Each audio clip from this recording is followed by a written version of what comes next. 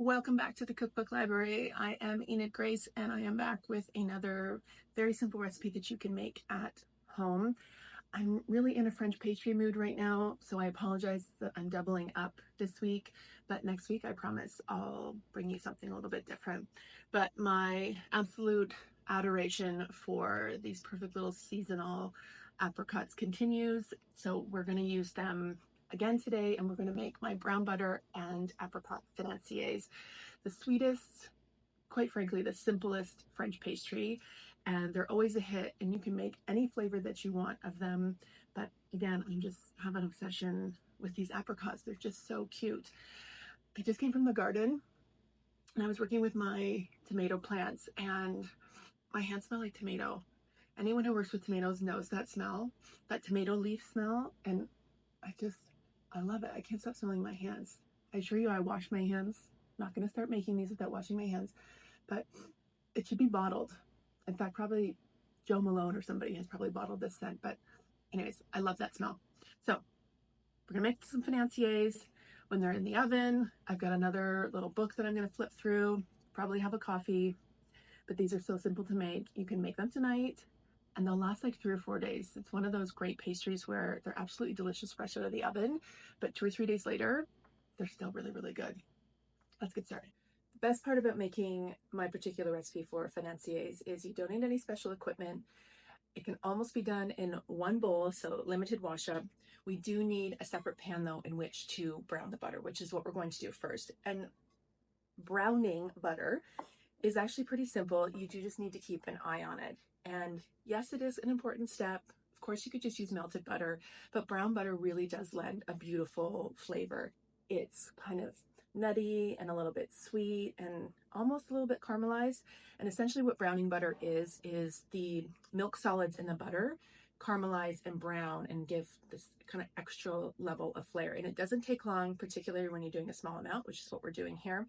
The recipe that I'm making for the video is a half recipe. The recipe that I have posted for you over at Substack makes 12 to 15 financiers, but I'm just going to do a half batch. So I have some unsalted butter. I'm just going to put it in the pan. I'm going to take it over to the flame, and just over medium heat, I'm going to melt the butter, allow it to start bubbling up, let the water evaporate out. I'm going to swirl the pan throughout that process until the milk solids, they sink to the bottom and they start to brown. And I'm going to come back and show you that because we're going to need to let that sit aside and cool for a few minutes while we get the rest of our ingredients together. Off to the stove. Here is the brown butter, and I just swirled it, and I've barely even done anything yet in this kitchen, and it already smells amazing because brown butter just smells so good. What is important though is that you don't take your eyes off of it because it can quickly go from brown to black very quickly. So just as you start to see the beautiful golden brown color, few more swirls and then pull it from the heat and let it get cooled down as fast as you can, and so that you don't end up with any blackness, because if you burn your brown butter, you're best to just start all over again. Now everything else is so easy. Rest of our ingredients, we have a couple of eggs, the tiniest little bit of flour, almond flour, sugar, and then of course our apricots. And I'm going to flavor this with a little bit of almond extract because I really like almonds and apricots together. So for our eggs, we just need the egg whites, not the egg yolks. So I'm just going to do a quick little separation here. And my favorite way of separating eggs is to just gently crack them right into the bowl and then just go in with my hand, clean hands of course, and just gently lift the yolk out. And separating any eggs is much easier to do with room temperature eggs as opposed to cold eggs, and you have the most perfect little yolk. And I'm going to put that into this bowl, and then second egg the exact same way, and just gently caress it out. This is not for everybody. I love the feeling of separating eggs in my hands, but if you are not a tactile cook, then by all means just move it back and forth between egg whites in the bowl. And then we've got our white sugar and our ground almonds, everything in there, a little bit of all-purpose flour, And then the last ingredient outside of the brown butter is just a tiny little scotch of almond extract. This is totally optional. If you wanted to, you could use vanilla, but again, I just like the flavor of the almond and the apricots together. And then I've got my slightly cooled brown butter, and I'm just going to pour that in. Make sure I get all of the little brown bits out of the pan because that is all flavor.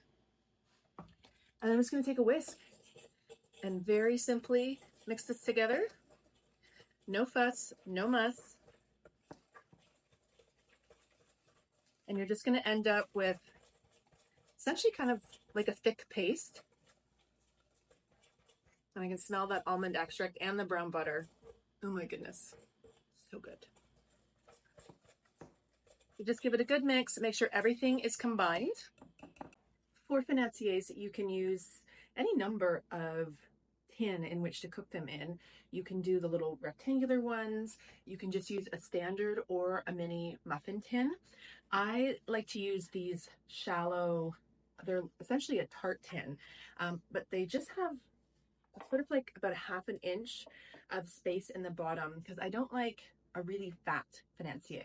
I like one that's sort of like half an inch to an inch thick, particularly if we're going to have some fruit on top. I just like the ratio of fruit to batter. But before I fill these up with the batter, we do need to prep our apricots, and that is as simple as in the last video, just running a little paring knife around the pit, and beautifully ripe apricots come apart very easily, and this little almond pit in the center comes right out. And I'm just going to do 2 more because again, I'm just doing a half batch of these today. And they do last, so I could have one every day for the next 5 or 6 days if I wanted to. All right, apricots are prepped. I've got our beautiful, very simple batter here, and it has a slight caramely brown color because of the brown butter. And you can do this with 2 spoons if you want, or just 1 spoon. I'm going to use a 1 ounce ice cream scoop and just a leveled off scoop. And for the tin itself, I've just lightly greased it with unsalted butter. And I'm going to do 6 financiers here. Batter is evenly distributed between our 6 little tins here. And then for our apricots, I'm going to put these in skin side up so that the little divot where the pit used to be is facing upward. So just nestle these right on top of your financier batter, like so. Baking them off just like this is absolutely perfect and divine. But if you want to up the ante a little bit, you can take some slivered almonds and just nestle them in to the little divot of each apricot, like so. Or you could use a halved whole almond if you happen to have those. So just fill up each little cavity. And then for a little bit of texture and crunch, I've got some turbinado sugar. And I'm just going to put this over the top of the apricot. This will help caramelize the apricot juices as well. And that is it. I have my oven preheated to 375 degrees. I'm going to slip these in. They're going to take 15 to 18 minutes or so for this size tray. If you go with a deeper muffin tin, whether it's a mini muffin tin or a standard regular muffin tin, or if you do a squared off pan, they're going to take a few minutes more. But for this size, probably just about 15 minutes. So, to the oven. I've put the financiers in the oven, and now I get to have a little break. Just a quick one, because again, only about 15 minutes. It is an absolutely stunning day. So I'm going to go sit in the garden and have a little coffee.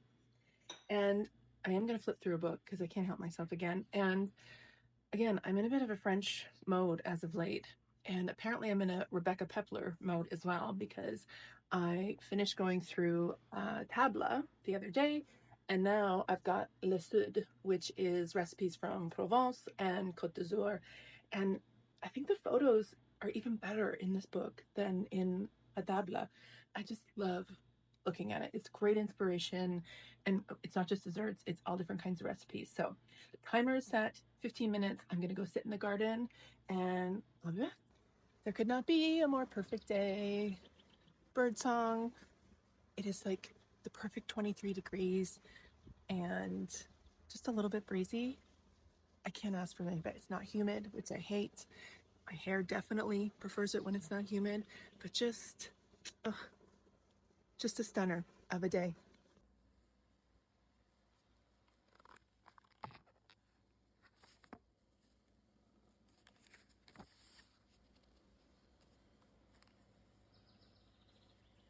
Tomatoes are coming.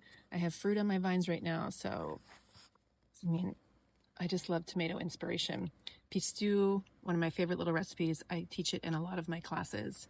But these roasted blistered tomatoes and peppers with pistou. Look at this photography. Absolutely stunning. And these green beans, these could be on my dinner menu tonight. Shallots, capers, and preserved lemon. Fantastic. While we're outside in the garden, I think it would be beautiful to garnish our little financiers with some edible flowers. Oops, as well. A few more down here. So yes, let's pull some of these off just for a beautiful presentation. And they are fini. They are just absolutely perfect. They've just risen a little bit, but not too much. And the apricot has got a little bit of perfect little shimmer and shine thanks to the juices and the sugar. I'm just gonna let these cool for like 5 or 10 minutes, and then we're gonna put them up on a platter. We're gonna do, of course, a little dusting of icing sugar and just some flowers, just to make them pretty. The Financiers have cooled just a little bit, enough that I can easily remove them from their tin. And as you can see, they're just the perfect height, not too thick. And as you can see, you've got this gorgeous little apricot on top, a little bit of crunch from the almond. And I like to just serve them on a platter if I'm serving them to anybody, but even in my own home, a little platter is always nice. And I'm just gonna do a little dusting of icing sugar, just because I think it adds a little touch of whimsy, a little touch of sweetness, and it just looks beautiful. And then I've got these nasturtium flowers that I just plucked from the garden. And again, this just makes the serving pretty, even if it's not for guests. It's always nice to make it look nice for yourself. And I took some of them nasturtium leaves as well. You can just plop those around, and it just looks gorgeous. And then of course we have to have a little bite.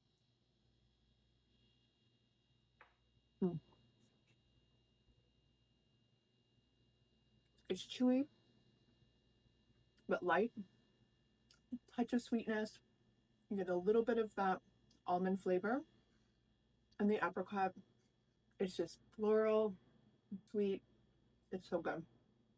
Cup of coffee now, cup of tea. But like I said, warm like this, they're delicious, but even 2 or 3 days from now, the texture is still delicious.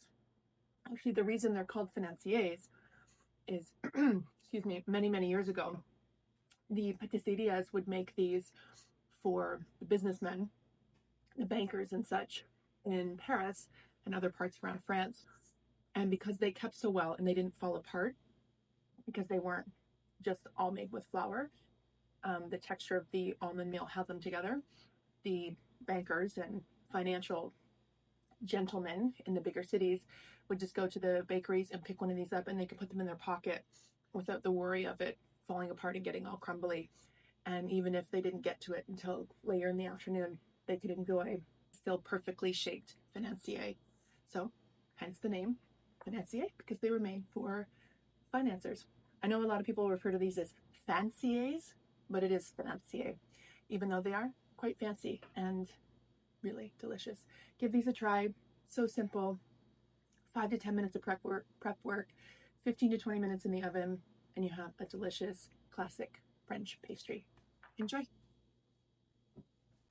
And just a reminder, this recipe is in my latest newsletter on Substack, which is Shaking Out the Tablecloth, but also it's available on my website at enidgrace.com under the recipes tab. I hope you give this a try, and if you do, please let me know. Send me an email, send me a message, and send me a photo too if you happen to take one. But most importantly, I just hope you give them a try, and I hope you enjoy them.